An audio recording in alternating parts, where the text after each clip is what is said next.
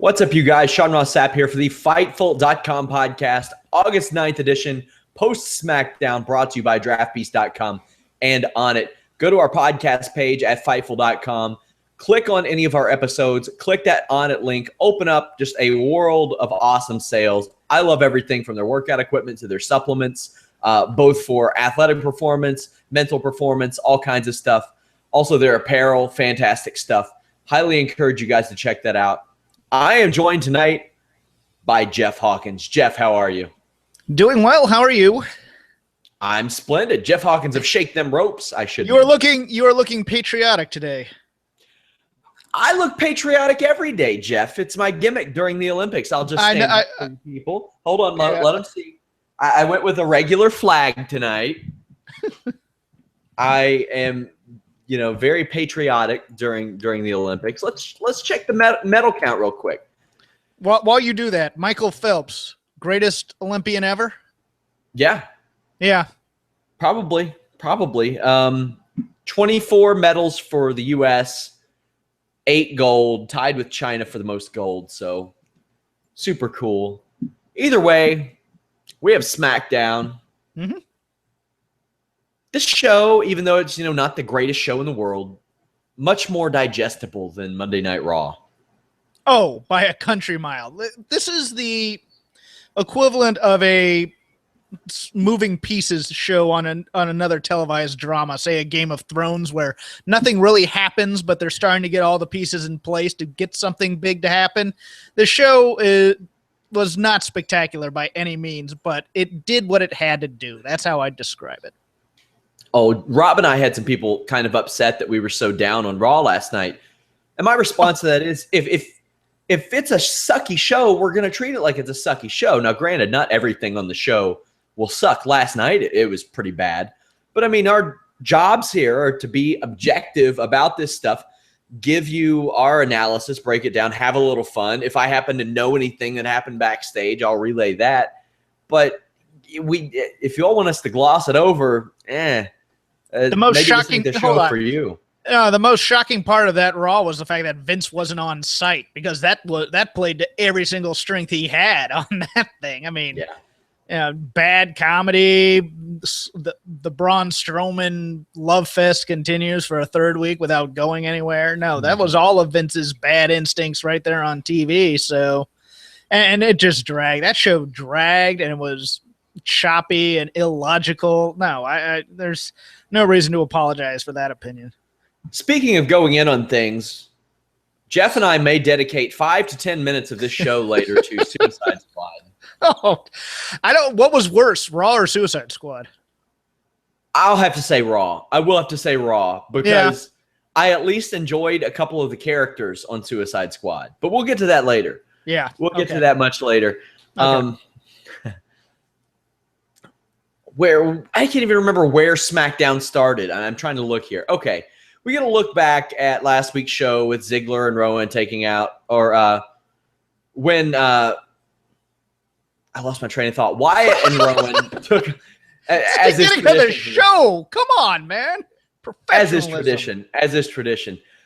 When Wyatt and Rowan took out Ziggler, Wyatt wanted to make something clear. He did not fall to Dolph Ziggler last week. He's taking the method I like to take. I didn't lose. That didn't happen. Mm-hmm. I'm cool with that. He reiterates that it's his show, yada, yada. Either way, this entire opening segment led to a tag team match. One of the things that WWE likes to do, can the pay-per-view opponents coexist angle. Dolph Ziggler, Dean Ambrose against Bray Wyatt and Eric Rowan. Eric Rowan and Bray Wyatt, who on the little graphic were referred to as the Wyatt family. So I guess it just takes 2 of them to make a family. Yeah, we called this last week at the end of the show that this was probably going to be the main event for the show. Yeah. Oh, it's paint by numbers. Mm-hmm. And I hate that it's paint by numbers, because it really shouldn't be if they're trying to. Boy, with those Raw ratings last night, which we will also talk about, can't be paint by numbers. I'll ask you, do you think that this show will do better numbers than last night's Raw? No, because I think the Olympics are good, because that Phelps draw was just something. So I think the Olympics are going to be killing It's going to be killing this whole week. Yeah, people underestimate the Olympics. 28 million people. It's not just the Olympics. It's the Olympics in America when the U.S. has a good team, and in the strong, like when the glamour sports are delivering, when the U.S. gymnastics team is the best, when the U.S. swim team is really raking up gold, and that's what they're doing right now. I mean, women as a demographic love gymnastics and they love swimming. Those are the two glamour sports. They teased some dissension between Ziggler and Ambrose, as they should. They're facing each other to show. Ziggler super kicked Ambrose. Ambrose said that he didn't think that was an accident. Now we'll talk about this since it's topical. Did you watch the Steve Austin podcast last night? I listened to it, but yeah. I thought I had a couple of thoughts regarding this. That was pretty much how I've always heard Dean Ambrose, but he didn't want to play the game, the podcast game. He did not want to answer anything about his personal life, really. And that's kind of understandable. He's always really been like that, a really protective person, things of that nature. But Steve Austin was trying to do his job and go in. Dean Ambrose didn't really want to do his job, but I feel like once Steve Austin realized that, he wasn't giving up. He kept going. What were your feelings about that podcast last night? You remember when they had Marshawn Lynch of the Seahawks having to speak to the media when he says, "I'm only here so I won't get fined"? Yeah. This was the wrestling equivalent. Because, look, if you're not going to play the game, don't go on the podcast. Period. This was WWE trying to trout him out as a champion. And, hey, people will get to know the champion better. And he says interesting things, so he'll say interesting things on this. And, oh, look, he's the new Steve Austin. He'll be, they were trying to make that dichotomy work. I like Dean. I have no problem with you being a guarded individual about your private life. I have no qualms about that. I took umbrage with Steve going after Dean for standing up for himself. And as someone else made a very good point, oh, really? You mean the same thing that got Joey Styles fired earlier in the week? Yeah. That? It's such a weird company to begin with that you don't want to step on any toes. But overall, you know what? Dean was okay, but you just kind of had to tune out after a while because he wasn't going to say anything terribly revealing or interesting. It's so funny because we always get the excuse of publicly traded company for this. But some of their firings are puzzling. From the Del Rio thing, I mean, he slapped a guy. Yeah. But the reason that he slapped a guy, it's like I wonder if more mainstream websites would have got a hold of that information, how that could have been portrayed and pulled off. Joey Styles fired as an independent contractor for just speaking his opinion. Hold on. I don't think he was an independent contractor. He was executive vice president. Okay, digital. You're right. Sorry, he was an employee. But we've seen situations where independent contractors are fired for voicing their opinions on some things. Right. It's a really weird situation, and for all the talk of, well, they have to appeal to their publicly traded company and yada yada. It's weird the way that some things go. The fact that Joey Styles could have been fired for that. Not only that, he was a company guy for his 10-year run, with the exception of a work shoot promo, but he was constantly defending some pretty terrible decisions from WWE on his personal Twitter account. Well, not just that, he was just echoing what Daniel Bryan had said the previous week on Talking Smack. Yeah. I mean, it was really a non-factor, but of course, because this is a new thing, anything derogatory is going to be seen as, trashing the new ideas. And look, in terms of him being an employee, it's still at-will employment in the U.S. in many states, which means they can fire you without cause. And that's pretty much what happened here. Yeah, either way, I had said that I would be surprised if Dean Ambrose was world champion in a month. I've kind of backed off of that statement. I don't know that it was it was a little bit both. It was Austin and it was Ambrose. I don't know. Yeah, no, definitely. And Steve, I I find his interviewing technique, I have a hard time listening to him because it always feels like he's sort of in gimmick when he's asking, that he's not that well prepared overall in terms of, unless it's on Wikipedia. And it's like almost the guest is always uncomfortable kind of waiting for the question to come out. And the first job of an interviewer is to make your guest comfortable so that they will open up. Even if it is an attack interview of some kind, you're there to lull them into a sense of security so that they do open up a bit and are personable and will talk to you and have an interesting conversation. That just didn't happen here. As we get into SmackDown, before we get into SmackDown, rather, I'll tell you, go to Fightful.com. I know a lot of you watch the show on YouTube. Always helps us out more if you watch it on Fightful.com. We have a lot of stuff for our registered members, absolutely free. It will never cost you anything. No credit card, anything like that. I have an exclusive interview with Chael Sonnen up where we talk about USADA, about CM Punk not being able to walk him out to the cage a few years ago, about CM Punk's training, about I asked him if he and Dan Henderson conspired against John Jones a few years ago. That was a very entertaining answer. Also this week, he's my guest on Wikipedia True or False. We uncover some stuff there. You're going to get exclusive financial analysis from Brandon Howard. You'll get access to our growing forums that are going on there. Also, guys, if you all don't participate in our Monday Night Raw, SmackDown, NXT, UFC live viewing parties, do so. We had the Discuss forums that are on the page now, very user-friendly. But shows like our Vince Russo show, we had a lot of people that were upset that they weren't put on YouTube the day of. We unlist those, and they are available early for our members only for about 4 or 5 days. Then we put them up on YouTube. But, yeah, go sign up. We have over, I think, 1,300 members in just our first week of having the forums. So sign up for that. You'll get absolutely free access to all that stuff early. It'll never cost you a dime, anything of that nature. Also, check out our growing boxing section, guys. Darren Doyle and Carlos Toro are doing awesome work on that boxing section. That ain't my thing, the boxing. I'll cover it, but not my forte. So those two guys handle it pretty well. Jeff, I got told to stick to wrestling today or yesterday. I've covered MMA longer than wrestling. You and Rob went into a few tangents yesterday. Yeah, well, I mean, this was about – I can't remember what it was about. Probably – I think it was the Matt Riddle thing. You saw Matt Riddle playing Dan Hardy like a fiddle, right? Yeah.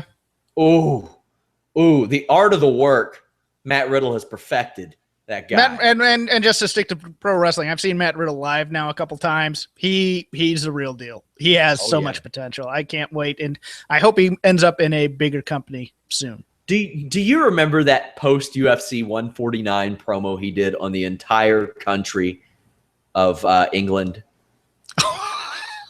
It was vaguely, but yes. Oh, it was the best damn UFC promo I've ever heard. Guys, it's up on the site under our MMA and wrestling sections. I have an article about Matt Riddle and Dan Hardy there. He didn't mean to cut into this country that much. It is a must-watch. It's great stuff. I'll probably repost it at some time this week, but yeah, lots of good stuff there. You're going to get a lot of content at Fightful.com. We've already got a lot of exclusive information like backstage news up under our exclusives on wrestling and MMA. So go check that out. We're bringing you Olympic boxing results. The trailer for the new CM Punk documentary is out. Did you see that, Jeff? I've seen photos from it. I have the video link saved so I can watch it later, but I haven't had time to see it. But it looks like CM Punk doesn't throw the most crisp punches in the world. Let's put it that way. Well, we don't know when that footage was taken, so I'll say that. Fair. As always, guys, also subscribe to our YouTube page. Leave a thumbs up on this video. Okay, back to SmackDown. American Alpha. They faced Mike Vega and Mikey O'Shea. Fun fact, the bigger guy, I wore that same singlet in my second match ever, although I did not fill it out in the same manner that dude did. He was a big fella. Yeah, the smaller guy has a Russian name here on the California Indies. I can't remember the name, though, right offhand, but that was not the name that I know him by. But I'll see if I can find it here real quick. Well, American Alpha won. The Vaudevillains... the Ascension and the Hype Bros all came out, and there was a brawl. Oh, yeah, my God. The entire NXT tag team division from early 2015 decided to make an appearance on this show and show you just how much depth there is in this tag team division right now without the Usos or anybody else. American Alpha and 6 absolute donkeys out there. It's funny because I got a lot of people that were sending me that hottest free agent list, and there were people saying, "Can you believe Crime Time's on here?" And I said, well, if Crime Time is on SmackDown, they're number 2 on the depth chart already. Like, no. Oh, yeah. You have the Usos and you have Breezango still, who didn't. I think Crime Time is right up there with the Usos. I really do. Unless the Usos go heel, then they're absolutely number 2, without a doubt. But the Usos, as they stand, Crime Time would be above them, just based on the fact that they returned. Well, right now, Bray and Eric Rowan seem to be a better team than most of these teams on this roster. So. Hey, if they're a team, cool. And I can't wait for Luke Harper to come back, because that is a legit team. American Alpha and Luke Harper and Eric Rowan, I can take those 2 anchoring things. Right. Now, we got that unfortunate news that we'll talk about later about Shelton. We'll talk about it right now. Shelton Benjamin not coming back to SmackDown so quick. That hurts. Yeah, and that might be it. I mean, I don't think rotator cuffs are tricky things like knees, and you got to be very gentle with them. And at his age, it's going to be probably a year. It might not be a year. Well, yeah, it might be a year, because that's the timetable that Sami Zayn and Hideo Itami looked at. Oh, man, that's a bummer. That really is a bummer, because I was looking forward to that. Eva Marie. Eva Marie came out. This is the greatest goddamn thing on television right now. Not only that, they heightened it this week, which was phenomenal. Yeah. So Eva Marie comes out, and she does her full entrance. And before her and Becky Lynch can get in or start the match, she's a wardrobe malfunction. Her straps or whatever break, and she's holding it up. I'm sure that will be all over the internet, even though it was absolutely planned, of course. Becky Lynch was laughing at her until she realized she wasn't going to get to wrestle, Jeff. Yeah, and I liked Becky's promo here. I did, for the most part. It's still a little too histrionic for my taste, Becky being Becky, but it was a strong. I came here to fight. I'm not leaving till I get a fight, and she got a fight. She sure did, and some terrible camera work too, which I will talk about. I did not like Becky Lynch screaming "straight fire." Yeah, super dorky. No, in the middle of a match, she needs to cut that out in the jiggling like a flame crap that she did a couple weeks ago. She needs to stop that. Just be a good wrestler, and you'll be fine, Becky. Trust us. People like you. And I love Becky Lynch, but maybe take about 7 fewer steps to get across the ring. It's about 7 is all I need you to do. Just shorten that up by about 7. Alexa Bliss answered this challenge. She has improved so much over the past 6 to 8 months. I did not like the production here. They missed her finish. They didn't miss it, but it was a close-up shot of her flying through the air. And I'm like, why would you not do a wide shot for that? That is an impressive move. Show it off. Agreed, but in terms of the booking, I thought it was strong. I mean, Becky can take a loss here. And you need to introduce Alexa Strong here, because this is another division with a stunning lack of depth when you look at it. So, it was fine. Alexa, I think, gets potatoed in every match somehow. I just her poor nose. But no, I thought this was good. The only detriment I have is, once again, Becky is the dumbest, is written as the dumbest person on earth. How many times has she been distracted by music or by something? And she's supposed to be focused in the ring. Can we at least treat...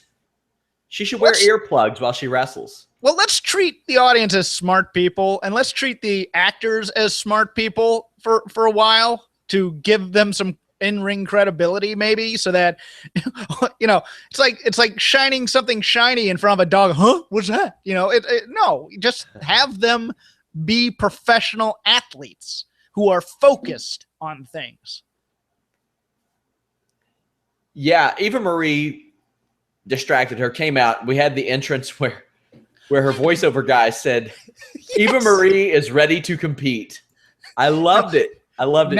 Now she's ready to compete. I want him 3 times next week. I want one stop, goes back, comes out. Now she's ready to compete. No, really, this time I mean it. This is Eva Marie's. just continue this bit, because I don't know. I mean, she's an odd one because her social media is all concentrated on this outside business venture of getting her clothing line started. So she may not be long for the WWE. She may just be doing this for the money for a very short time. Somebody asks me who The Rock's Instagram rant was directed towards. Vin Diesel. Directed towards Vin Diesel. Apparently they worked it out, though. Huh? Yeah, he did this rant talking about how if you see him in Fast and the Furious 8, which I probably won't watch, and he looked like he wanted to hit somebody, he probably really did, or something of that nature. And it was directed towards Vin Diesel. Would not have been good for Vin Diesel. He's the money of that franchise, so yeah. Either way, Alexa Bliss won. I like this segment. I thought it got Eva Marie over. I think it furthered the Becky Lynch thing. I don't think Becky's at the point she can't be hurt. She's still the top person, top female in that brand. And it got Alexa Bliss over a little bit. So cool. We had a frigging hilarious segment with The Miz and Maurice on the SmackDown Live table. Did you see this? Oh, yeah. It was great. It was absolutely great. I'm loving this whole Miz Maurice, Jimmy Garvin circa 1985 type gimmick that they're doing here. And just, this is another bit that really needs some good heightening in it. I mean, it's fantastic. And poor Renee trying to keep journalistic integrity and stay in the shot as well, which is great. But no, this was fantastic stuff. Yeah, this was great. I love them. They're working very well together. Randy Orton versus Alberto Del Rio. Thought this was a fine match. Randy ended up winning via DQ when Del Rio grabbed a steel chair and blasted Orton with it. Del Rio went after the shoulder of Orton. Orton hit an RKO. Got a big pop for that, too. What did you think of this? I mean, they're trying to kind of treading water because Randy Orton has to do something while waiting on Brock Lesnar. Also, I'll say, that RKO out of nowhere on Lesnar, I do those YouTube rankings on Fightful.com. Apparently the only place that does it now. Last week, the RKO out of nowhere did like 5 million views, which is usually it's like twice as much as anything usually does. And then the following night, they did like 2.7 million, which is still a whole lot, the most on the show by far. People are into this Randy Orton, Brock Lesnar stuff, Jeff.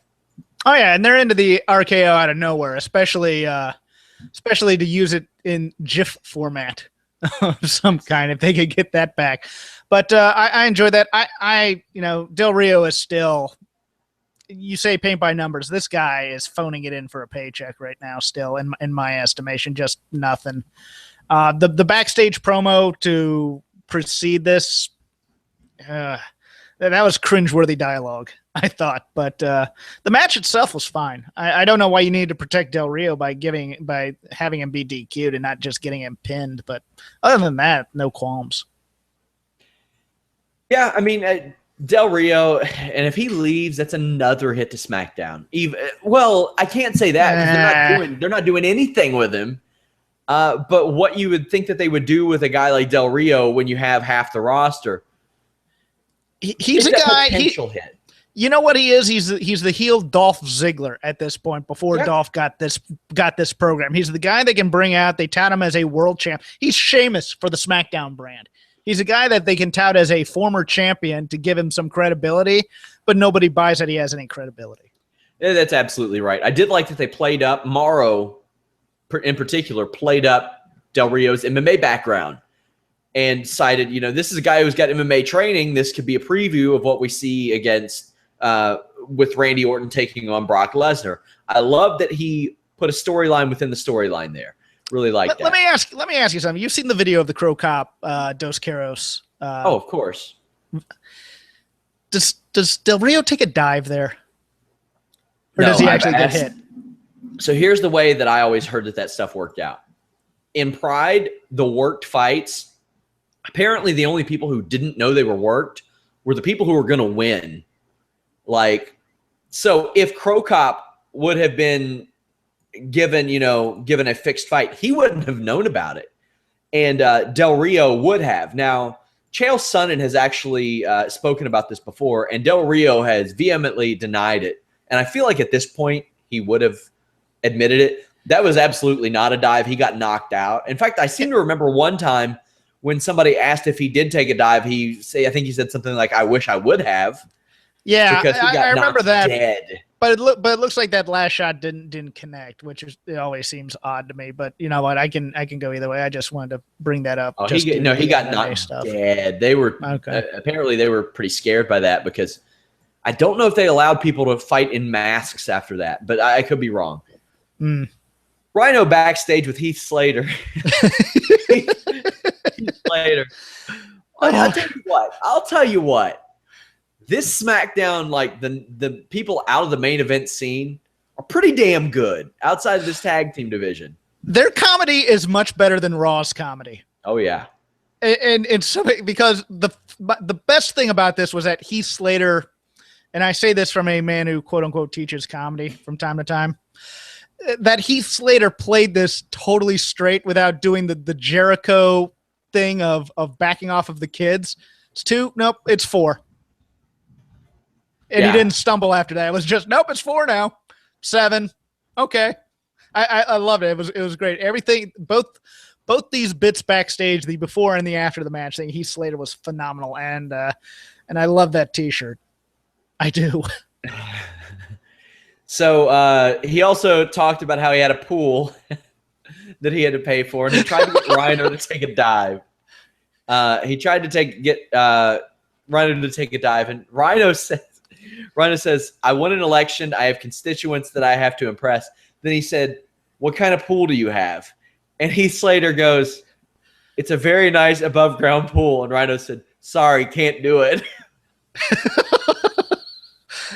How is Rhino going to appeal to his poorer constituents by only appealing to the in-ground pool types in Michigan when it's cold half the year? How dare he? Well, some of the water in that pool might be safer to drink than some of the water in Michigan at this point. So he was probably looking to supply some residents at that stage. By the way, Rhino beat Heath Slater. Yeah. But Heath Slater continues to be gold. Backstage, Daniel Bryan and Shane McMahon are discussing giving him a contract. And he showed great fire. Yeah. Yeah, Daniel Bryan says that he embodies the spirit of the blue brand. And Heath Slater, not knowing this, comes in and talks himself out of a contract.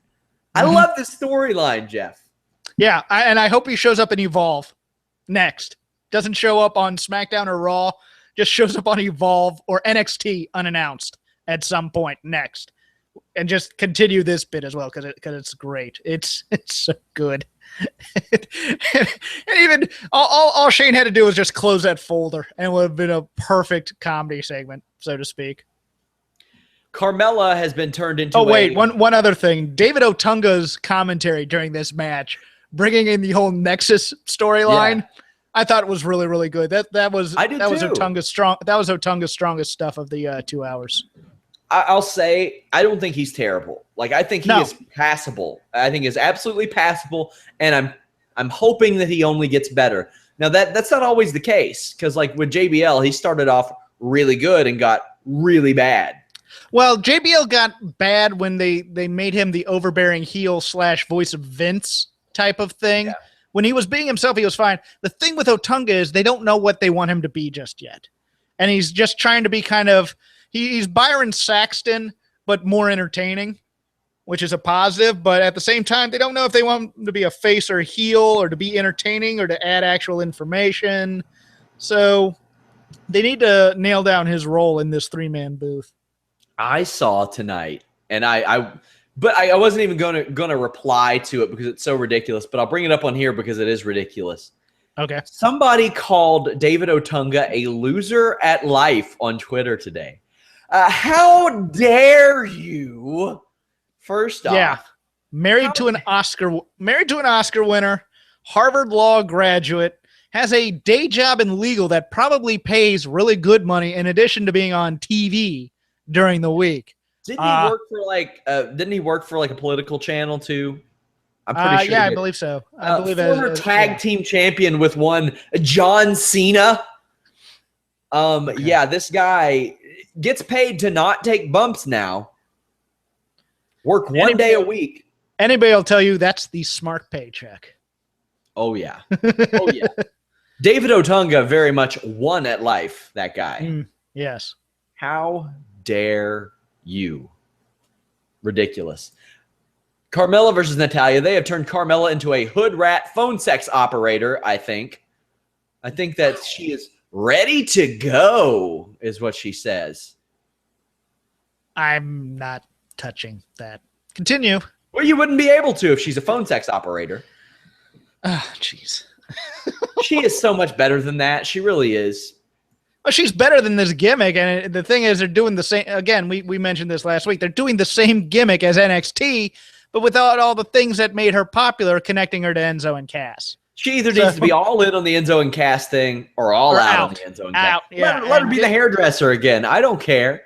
Yeah. Let her be backstage doing Natalya's hair and gives her a shitty do or something. I don't know. Anything but this. Carmella's still, green in the ring. We knew that. I like her finish. It's cool, sure. It's impressive, and getting the win over Natty gives her credibility to the people who have never seen her. So they did her and Alexa Bliss big favors on this show today. They did. You're not going to hear me. You're not going to hear me complaining a lot about Natalya losing at this stage because it's happened for years. So you got to do it. Hold on. Did you know she's a Hart member of the Hart family and a survivor of the Hart Dungeon? Natalya? Yeah. That's news to me. Huh. They should mention that on TV. Yeah, occasionally just bring it up, in passing. They should. Yeah, Carmella's still got some improvement in the ring to do, but the benefit of having some of these green women on SmackDown is it's a 2-hour show. The matches are going to be shorter, and it's understandable. Which, I mean, I don't know. Dana Brooke was in there for 2.5 minutes on Raw, so they can do it whatever they want. We get AJ Styles versus John Cena preview. Were either of these guys on the show tonight? No, because they were at the Raw previous night, although Bray was there also. So maybe John had something to do and they just decided not to keep that. Yeah, you know what? Again, it's a very solid SmackDown for not having those two top guys on there. Yeah. What do we have next? Oh, Baron Corbin beating the crap out of Kalisto. I like this. This reminded me, I don't want to compare it to the Attitude Era, but you get stuff like this in the Attitude Era where it would just cut backstage. Baron Corbin's beating the living shit out of Kalisto, and he had a reason. You cost me the Intercontinental Championship with your good lucha thing, so I'm going to beat the crap out of you for it. I like this. Yeah, I'd much rather have a more organic tagline than the exposition-y. This is because you beat me on SmackDown. Just stay out of my way next time and just leave. But no, I'm fine with him beating up people. That's his character. I'm going to look at the main event tapings. Sin Cara over Jinder Mahal. Kane defeated a local wrestler. Because they had Jinder Mahal and Swagger on the main event or on the Superstars tapings on Monday as well, because Sami Zayn was on Superstars for some inexplicable reason. Jinder Mahal has lost 2 matches. He's already on Superstars and main event. What was the point, Jeff? To make Heath Slater look like a goof? You could have done that with Ty Dillinger. You could have had Ty Dillinger up doing what Jinder Mahal is doing, putting on better matches, and just, throwing a guy a bone for the love of God. Oh, you could have had any number of guys. You could have had cruiserweights who are no longer in the tournament up here. Bull Dempsey would have been better in that spot, and I am not a fan of Bull Dempsey. I'll say that. Maybe I'm going a little too far on that. I think I did. Don't want to put my foot in my mouth. I'll take Bull over Blake or Murphy. I don't know about that. Which is the Australian one? He's not bad. They both. I'd say this. I think I've seen them live, and they both look like they train like it's still 2006, like they have to be as big as they can possibly get, and I don't think they need to be. No. Dean Ambrose and Dolphs. What was that? Sorry. I was gonna say I just don't think they have much charisma as a team. They don't. But you throw them on SmackDown, and they fit they're right number 2. Well, they're probably number 3 behind the Usos. Men know Breezango. I like Breezango, but they're not on this damn show either. Nope. It's weird. Why don't you use the assets in which you have? I don't know. Dolph Ziggler and Dean Ambrose against Wyatt and Rowan. Ziggler ends up getting a super kick for the win, but Ambrose hits Dirty Deeds to close the match. Is Wyatt going to do anything at SummerSlam? Are they going to turn this into a triple threat? Where do you see this going? You know what? I could see him interfering and costing Ziggler the match. I could. I hope not. I'd like to see that be kind of a clean, set-aside finish. There's something about that promo between Rowan and Bray that makes me think that Bray's going to turn on Rowan pre-SummerSlam. That wouldn't be the worst thing. Because it was just weird. You need to die for me, and then of course it was just a regular match. It wasn't anything, more violent or up the ante. Yeah. But it's almost like that. It's almost like that Bubba Ray Devon kind of stare seemed to indicate something more than it was. That promo indicated something a little bit more than normal. Sure. So that was SmackDown. We had plenty of time to talk Suicide Squad, but I'll mention a little MMA news. Frank Mir, Brock Lesnar, Lyoto Machida, John Jones all dropped from UFC rankings. This is important because, Jeff, one Antonio Bigfoot Silva is now a top 10 UFC heavyweight. He has won 1 of his last 7 fights. He needs to retire. He can't do the TRT anymore. And the TRT... Give him another fight! No, he wanted another fight. It's unreal because this is a guy who should have gotten an exemption. He needs it for his health. His thyroid doesn't produce anything. Or it's producing too much. I can't remember which way it is. But no, this is a guy who needed TRT. And ever since he's been off of it, he's looked like you or I have better defense at times than he does. Yeah. You probably definitely. If he, well, I can't really hold my hands up very well. That's one of the reasons I don't train a lot of striking these days. Car accident kind of messed up my shoulders. So you probably have better striking defense than me. But the thing is, if UFC had cut Bigfoot Silva, they'd probably give him a chance to win a couple fights because if he were to go over to Japan in that Ryzen open weight GP and he were able to take TRT because they ain't testing over there, you guys. He'd be better off. Yeah, he'd be much better off. He might get paid more. I don't know. Mm-hmm. And he might win the whole damn thing. Who knows? Yeah. But who knows? If they release Chad Mendez, he might go over there and win the whole thing. So he could probably beat. You know what? Chad Mendez could probably beat Bigfoot Silva. He might be able to. I would love to see freak show stuff like that. I really would. Also, guys, check out Alex Palowski's Uncooked Raw reaction. I always say this. You all can get a recap anywhere. You can only get Alex's live coverage and recaps at Fightful.com. We always want to bring you something a little bit different. Because like I said, you can go absolutely anywhere to get Raw recaps and stuff like that. But you can only go to Fightful for some stuff like that. If there is Twitter beef, we cover it. We love covering that stuff. It's our favorite. It's our fighting words segment. So check that out. We also bring you the Raw, SmackDown, Cruiserweight Classic, TNA, NXT YouTube rankings every week. That's a unique way to look at what segments really attract eyeballs because people can select one individual segment and check that out. Other than that, not a whole lot of news. Not a whole lot of news this week. We got the Olympics, Olympic boxing. Carlos Toro's covering that. A bunch of boxers facing sexual assault charges. Marcos Maidana retired from boxing. He's going to have a story on that tomorrow. Carlos will.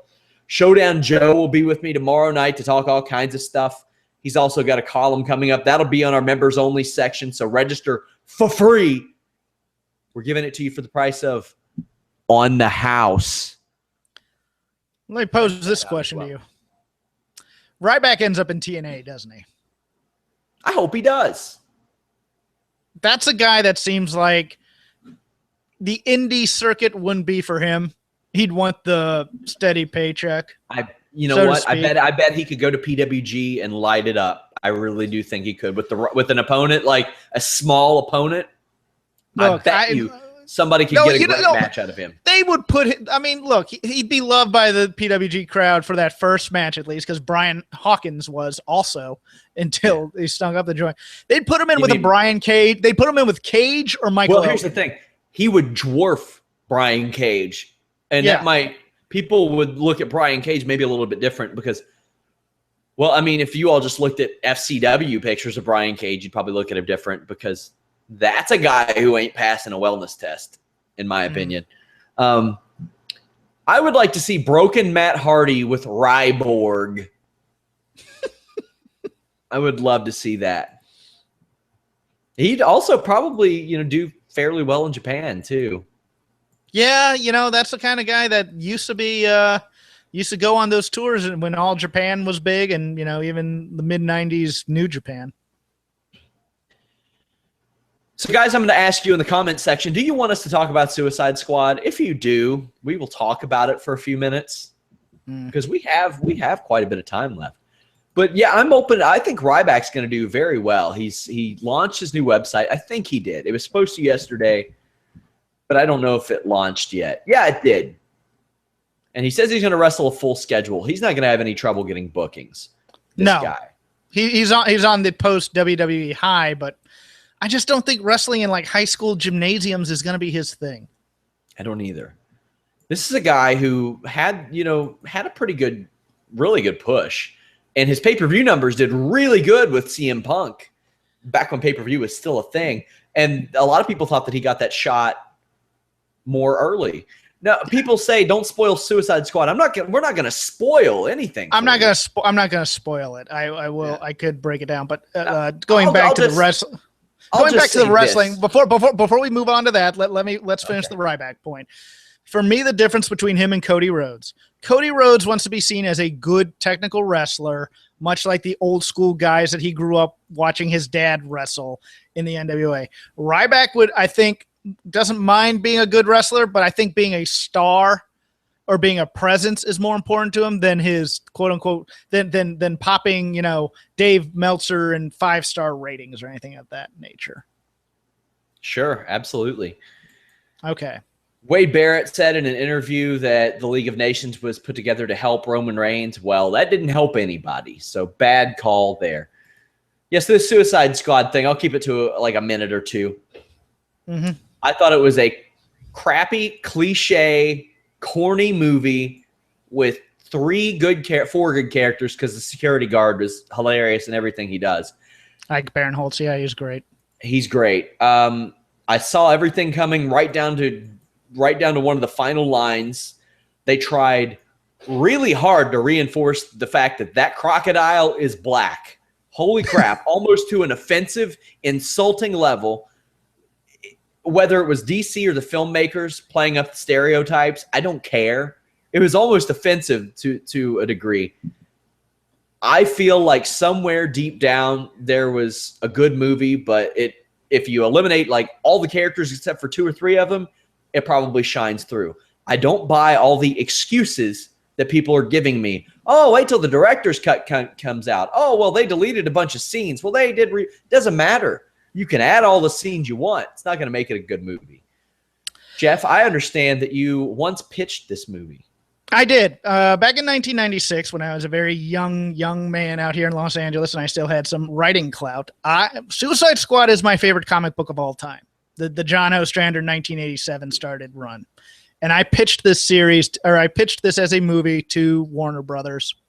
And they passed on it because at that time, Clooney Batman was killing comic book movies, and they had no interest in a franchise, especially a franchise of characters that nobody knew. And granted, I did not have Harley Quinn in my squad either. Harley Quinn was not a part of the Ostrander squad, and I had been in contact with John Ostrander about this.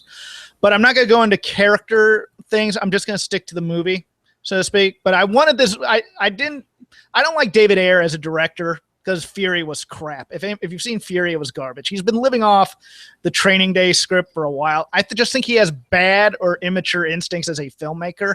So I'm going to stick to the movie. I wanted it to succeed because I love Suicide Squad. I have a bunch of Suicide Squad swag in my apartment right now. Well, it has succeeded. Yes, it was number one in the nation.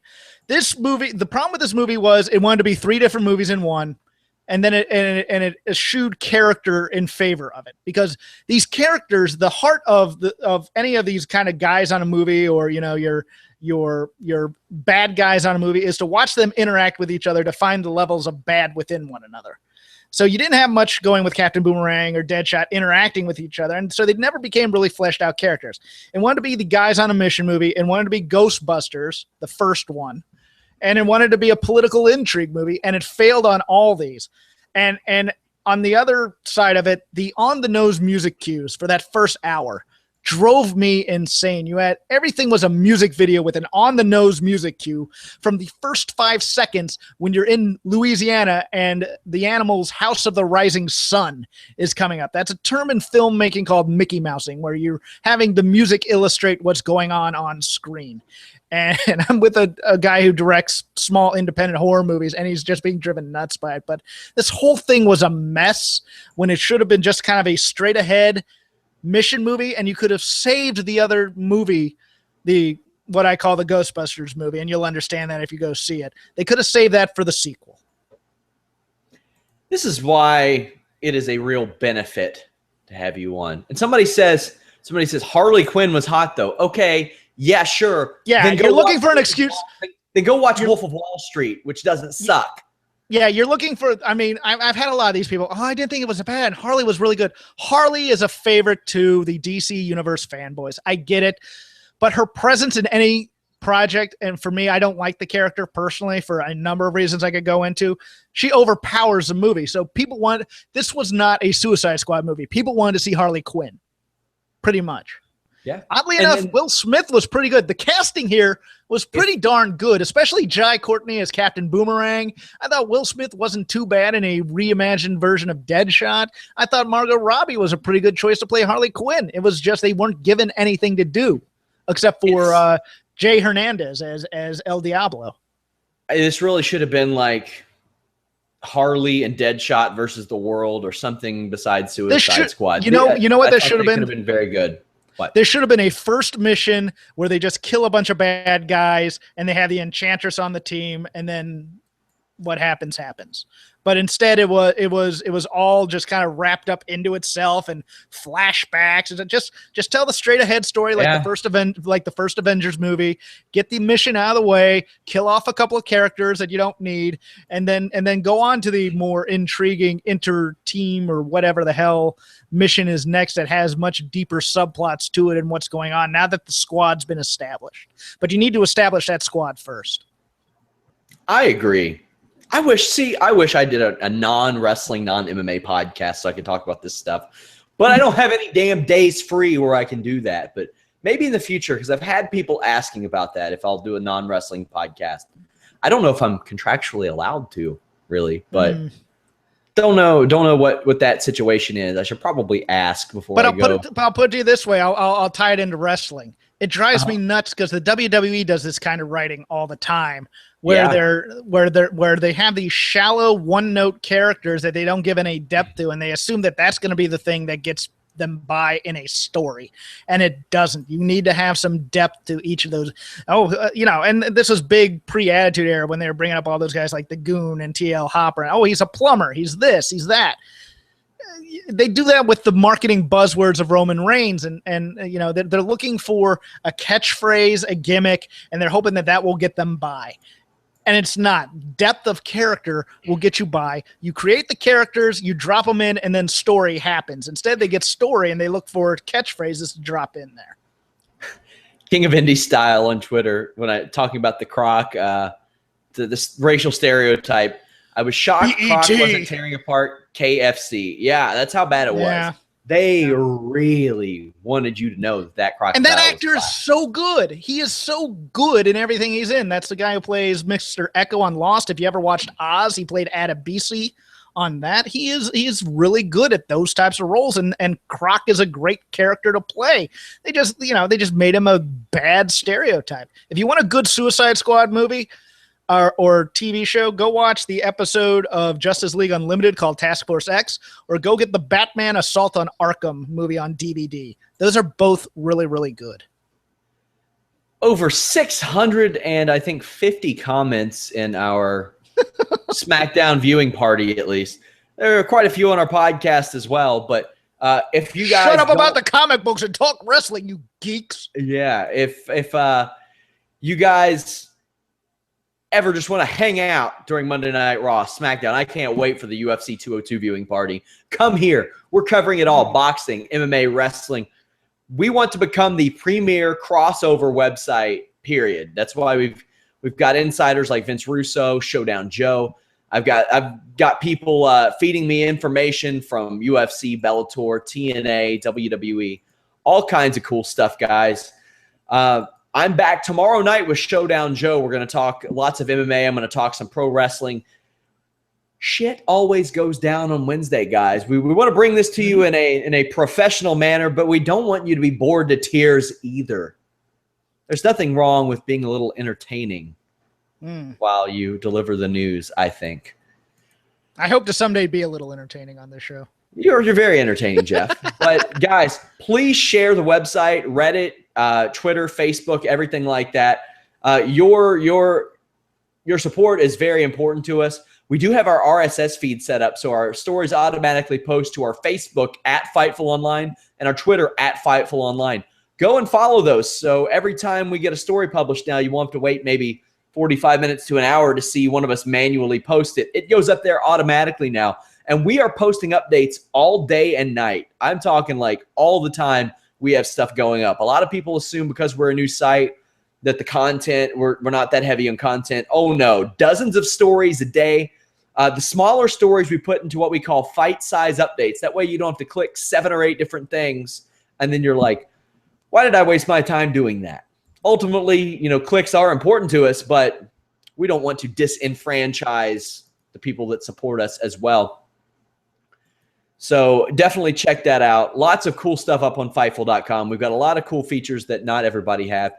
Jeff, why don't you tell these people about Shake Dem Ropes? Yeah, Shake Them Ropes tomorrow. Myself and Rob McCarron, who co-hosts the Raw After Show with the lovely Sean Ross Sapp, are back. We have a guest tomorrow as well. We have independent wrestling promoter and AfterBuzz TV host Christian Rosenberg joining us to talk some wrestling. Our top 100 match to see before you die on the WWE Network will be a flashback to possibly the greatest Royal Rumble of all time, the 1992 Royal Rumble, which coronated Ric Flair as a real heavyweight champion. So that will drop tomorrow. You can catch us on iTunes at Shake Them Ropes. Please leave a review as always. We always appreciate it. Thanks.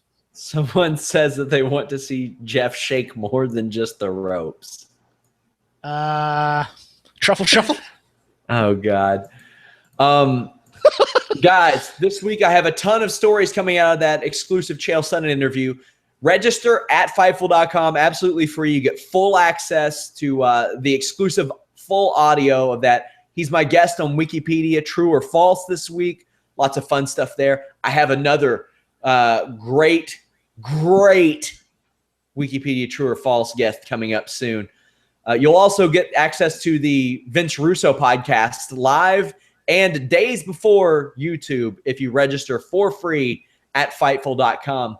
Jeff, is there anything you want to leave these people with before we go? Bro, go sign up for the website, bro. Do it, guys. Do it, guys. Thank you all so much for supporting us. Visit draftbeast.com.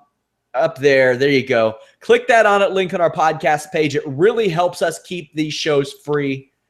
Thank you guys so much. I am back tomorrow night with Showdown Joe. Even if you don't like MMA, I highly encourage you to check out my shows with Showdown Joe because that guy, he's one of the best in the business. Nominated for 2009 Journalist of the Year by FightersOnly.com, or I think it's Fighters Only Magazine, not FightersOnly.com, for the World MMA Awards.